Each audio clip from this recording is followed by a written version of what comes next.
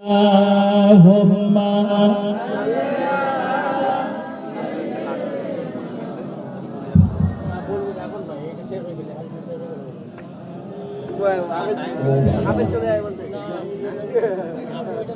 ভাই রাগ হচ্ছে নাকি আমার উপরে? আগে রাগ করছেন নাকি?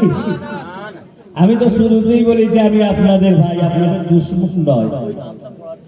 আর আমি 24 পরগনার লোক নয় যে এলাকায় অশান্তি হোক আমার, আমি এটা চাইবো না। আমি চাইবো আমি বাঁচি, আমার ভাইগুলো বাঁচুক।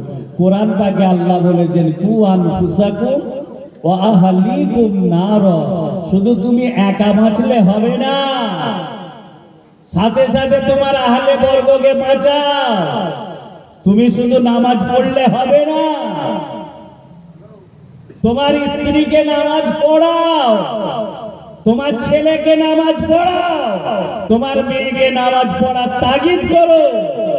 7 বছরে রাসূল বলেছে নামাজের জন্য তাগিদ দাও। যদি না পড়ে 10 বছর থেকে পেটাই শুরু করো। কতই করবে? 10 বছর থেকে মারতে বলেছে, 7 বছরে আদেশ করতে বলেছে। কি গো? আর এখন বাপও তো ছিল মানে কোথায় বলবো, নালায় খালায় বাপ ছিল। এখন 40 বছর বয়সে বাপ নামাজি হয়েছে, 50 বছর বয়সে বাপ নামাজি হয়েছে। এখন নামাজি হয়ে গিয়ে ছেলেকে গিয়ে বলছে নামাজ পড়, নাহলে ঘর থেকে বেরো। কি গো? এই শুনে রাখুন ভাই, রাসূলের হাদিস ভুলে গেলে হবে না। নবী বলেছেন 7 বছরে তোমার ছেলেকে নামাজের তাগিদ দাও, না পড়লে 10 বছরে মারো। তখন কোথায় ছিলে বাপ?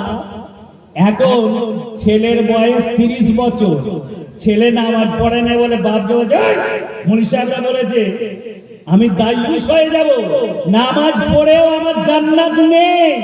তুই যদি নামাজ না পড়বি ঘর থেকে বেরো। 30 বছরের ছেলেকে যদি বলে ঘর থেকে বেরো, একটা ছেলে কি করবে গো? একটু কথা বলো।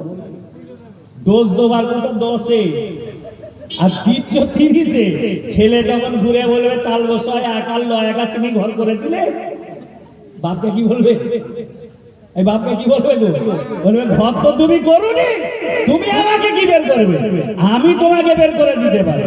তাহলে দরকার ছিল 10 বছরের যে ডোজ, সেটা 30 বছরে দিলে তোমার খারাপই শেষ নেই।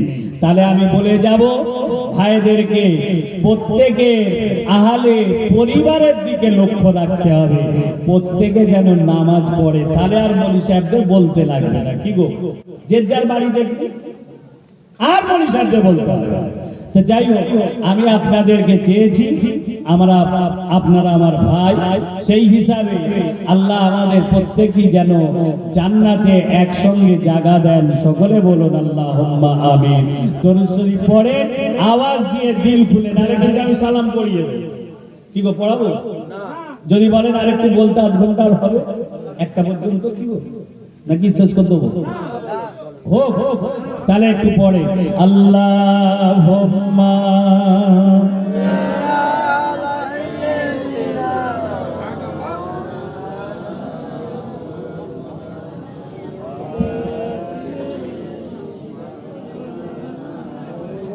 ভালোবাসা।